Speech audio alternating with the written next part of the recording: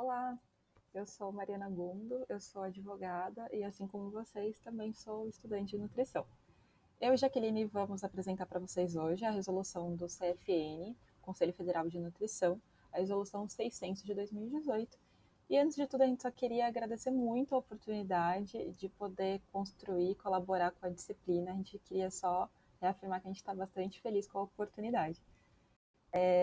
Bem, essa primeira parte da apresentação que ficou comigo, eu quero apresentar para vocês alguns conceitos básicos da teoria do direito, com o único propósito de poder oferecer para vocês alguns conceitos que os auxiliem em se situar nesse universo de uma variedade de textos normativos. Então, imagino que todos vocês já tenham ouvido falar que existem as leis, os decretos, as portarias, as resoluções, as constituições, e no meio desse universo jurídico de textos normativos, onde é que se situa o texto que vocês leram? Onde que se situa uma resolução? Então, para isso, eu queria apresentar para vocês rapidamente uma teoria jurídica, que é a teoria da pirâmide de Kelsen. Kelsen foi um jurista bastante famoso e bastante importante que elaborou essa teoria para explicar a existência da hierarquia entre as normas. Então,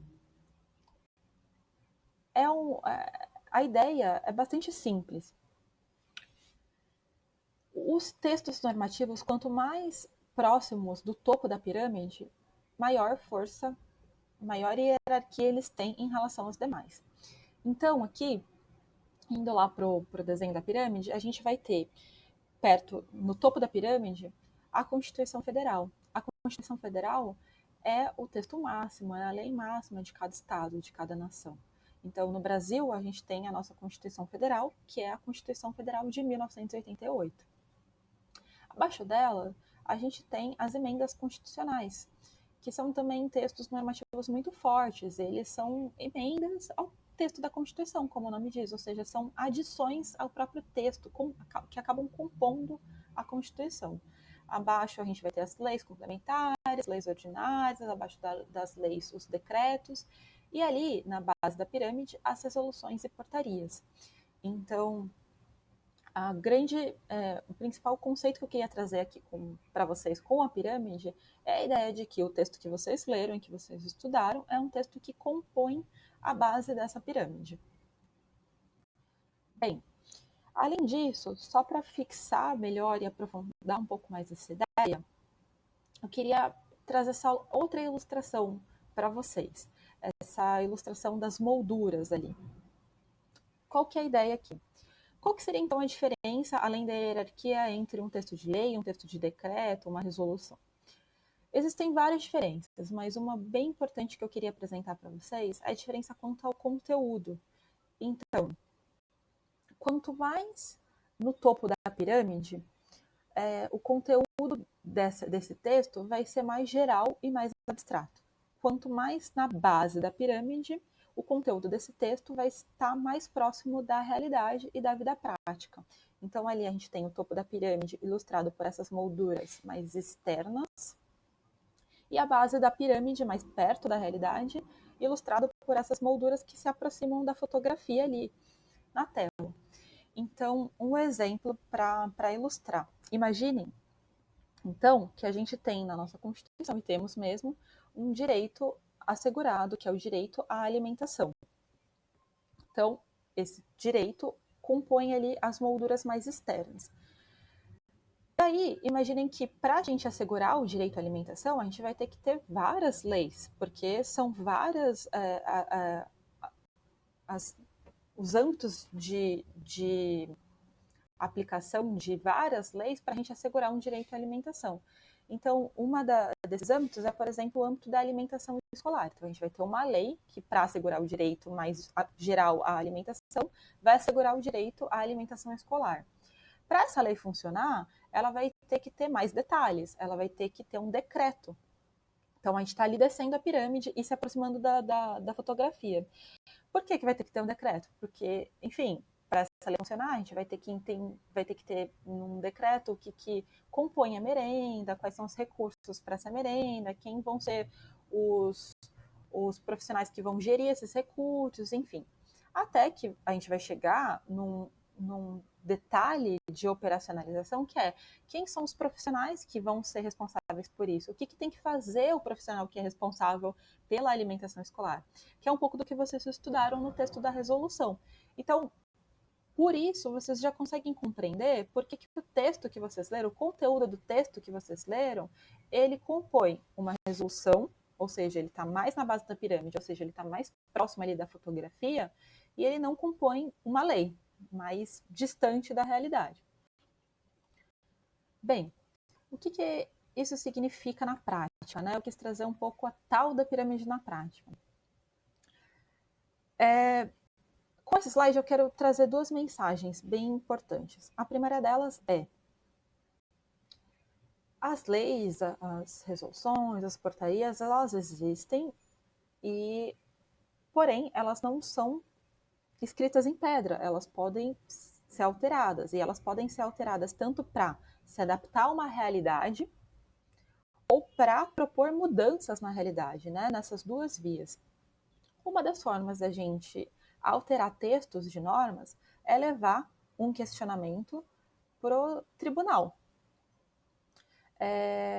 Então, essa era a primeira grande mensagem que eu queria trazer para vocês.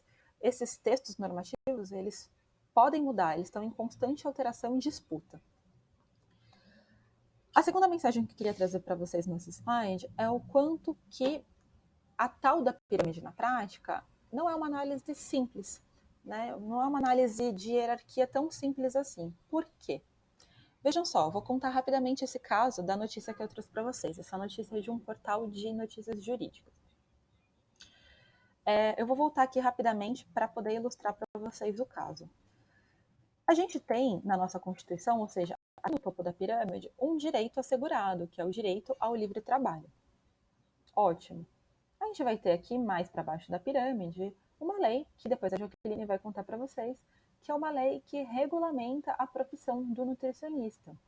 Essa lei, dentre várias coisas, vai dizer o que só o nutricionista pode fazer. Nenhum outro profissional, só o nutricionista. Bem, se eu falei para vocês que existe uma hierarquia aqui, significa que uma resolução vai ter que obedecer o que está num decreto, que vai ter que obedecer o que está na lei, a lei vai ter que obedecer o que está na Constituição, certo? Bem, qual que foi o questionamento que foi levado para os tribunais? O questionamento foi o seguinte: bem, eu tenho uma lei que está dizendo que tem certas atividades que só o nutricionista pode fazer, nenhum outro profissional. Porém, lá em cima da pirâmide da Constituição, eu tenho um direito que é o direito à liberdade de trabalho. Então, eu queria poder fazer as coisas que agora essa lei está dizendo que eu não posso, porque só eu, que não sou nutricionista, que sou advogada, queria poder fazer atividades que essa lei está dizendo que só o nutricionista pode fazer. Ou seja, essa lei ela está indo contra a Constituição. Portanto, ela não deveria existir. Esse foi o caso que foi levado para o Supremo Tribunal Federal. O Supremo Tribunal Federal é a corte máxima de justiça do nosso país, para onde são levados alguns casos muito importantes, como esse que eu estou apresentando para vocês. Vejam só, diante desse problema, como é que os ministros decidiram? É bem interessante, porque olhando por esse lado que foi apresentado, faria todo sentido. Essa lei está desrespeitando uma coisa que está no topo da pirâmide. Porém, a Constituição, que assegura para nós brasileiros a liberdade de trabalho, também assegura para nós brasileiros o direito à saúde. E foi com base nesse raciocínio que o Supremo Tribunal Federal disse: essa lei vale, ela está sim obedecendo a pirâmide. Por quê? Ela obedece a pirâmide porque ela protege esse outro direito de igual importância, que é o direito à saúde. E por que essa lei está protegendo a saúde? Porque o nutricionista vai exercer algumas atividades que exigem conhecimento técnico, conhecimento específico. E se não for o nutricionista que exercer essas atividades, se for qualquer outro profissional, isso vai implicar num risco à saúde das pessoas. E a Constituição diz que a saúde deve ser protegida. Então, com base nesse raciocínio de proteção do trabalho, mas também de proteção à saúde, o Supremo decidiu que a nossa lei, a lei que regulamenta a profissão do nutricionista, ela sim obedece à pirâmide. Então, só quis trazer esse caso para vocês, para mostrar que a tal da pirâmide na prática, ela pode exigir análises bastante complexas. E aqui essa mensagem do slide é para dizer, então, que essa ideia da pirâmide, da hierarquia entre as leis e da harmonização entre as leis, ela existe para evitar que exista conflito. Bom, então vocês chegaram aí no primeiro ano e a gente está aqui nessa aula falando de leis. Por que isso é importante? É importante porque no decorrer da nossa vida profissional, a gente vai se deparar com diversas situações em que compreender como as leis e todo o universo normativo que fala sobre a nossa atribuição profissional vai ser muito importante. Então, eu vou trazer aqui, mais uma vez, a ideia da pirâmide para fixar para a gente esse conceito, pensando já não só no mundo geral das leis, mas no nosso universo de leis que tratam da profissão do nutricionista. Essa lei que eu acabei de trazer para vocês, que foi levada para os tribunais e questionada, ela estaria ali no topo da pirâmide, por ela ser uma lei.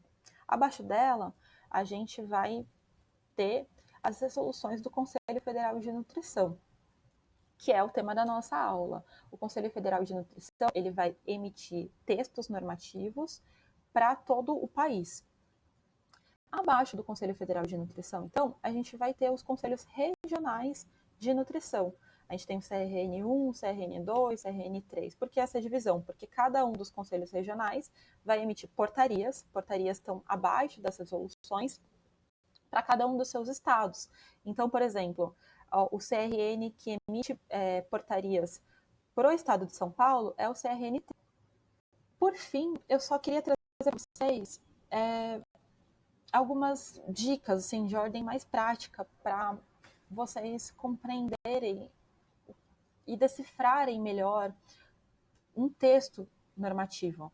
A ideia é apresentar para vocês alguns elementos que sempre vão estar num texto jurídico. Bom, ali em cima eu destaquei para vocês que a gente vai ter aqui sempre a identificação do órgão que emitiu o texto normativo, que é abaixo do brasão. No caso, é o Conselho Federal de Nutricionistas.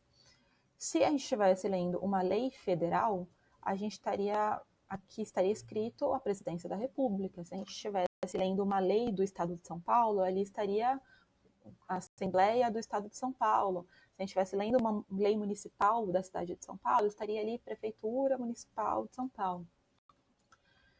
Abaixo ali a gente tem, então, a identificação da lei, a identificação numérica, como se fosse o RG da lei, então a Resolução 600 de 2018. O outro destaque aqui que eu coloquei para vocês é o que no direito a gente chama de ementa da lei. A ementa é como se fosse o coração, o resumo do que vai tratar esse texto normativo. As boas ementas, ao menos, fazem isso. Elas dão para a gente já a maior dica. Então, nesse caso aqui, dispõe sobre a definição das áreas de atuação do nutricionista e suas atribuições. A gente sabe que a Resolução 600 de 2018 vai falar disso. Ali abaixo, então, o cabeçalho da lei. Conselho Federal de Nutricionistas, no exercício das competências previstas na lei tal e no decreto tal. Por que eu grifei no exercício das competências? É para afirmar, para passar para vocês a mensagem que é atribuição, é competência, ou seja, é a responsabilidade do Conselho Federal de Nutricionista fazer uma norma que fale das atribuições do nutricionista. Não é do CRN, não é de nenhum outro órgão. E por que não é? Porque a lei federal tal, aqui, e o decreto tal, falam isso. Vocês vão ver que um texto normativo, eles têm muitas referências a outros textos, né? Porque é nessa outra lei que vai estar falando que a do CFN é a responsabilidade de fazer tal coisa. Sempre vai ter essa referência a outros textos, porque a ideia é que que esses textos estejam em harmonia, compondo um sistema jurídico. Ali abaixo eu grifei para vocês esse monte de considerando que vai aparecer. Então, considerando a finalidade do Conselho Federal e Regional, conforme lei, tal, como eu falei para vocês. Considerando tal coisa, considerando as recomendações do Guia Alimentar, que é um documento do Ministério da Saúde, considerando tal e tal e tal. O que significa esse monte de considerando? Esse monte de considerando significa obedecendo.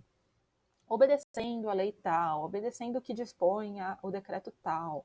E por que isso? Porque, como a gente conversou hoje, a resolução ela está lá na base da pirâmide. Por estar na base da pirâmide, ela tem que observar, ou seja, considerar tudo que está acima dela.